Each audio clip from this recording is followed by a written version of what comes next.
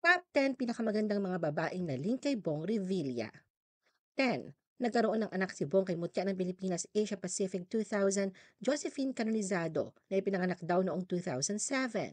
9. Si Lovely Guzman ang non-showbiz girlfriend niya bago pa man sila ikasal ni Lani, pero nabuntis niya ito nung kasal na sila ni Lani. 8. Si Beauty Gonzalez ay naging leading lady ni Bong sa TV series na walang matigas na pulis sa matinik na misis. 7. Naging leading lady din ni Bong sa Aramina sa 1999 action drama film na alias Pogi ang Pagbabalik. 6. Usap-usapan din noon ang pagkakalink ni Rufa May Quinto kay Bong na maging mag-co-star sila sa isang sitcom.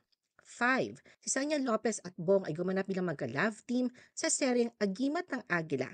4. Dati na iuugnay si Rufa Gutierrez kay Bong. Ayon sa mga intriga, isa raw siya sa mga babaeng iniyakan ni Lani Mercado, ngunit itinanggi ni Rufa sa kanyang mga panayam. 3. Naging leading lady ni Bong si Asunta de Rossi sa pelikulang Kilabot at Kembot.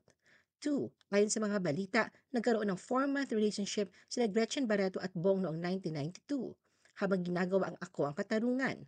Noon ay single si Gretchen, habang kasal na kay Lani si Bong at may 3 ng anak. 1. Ikinasal si Lani Mercado kay Bong sa isang civil wedding noong 1986, may 7 silang anak.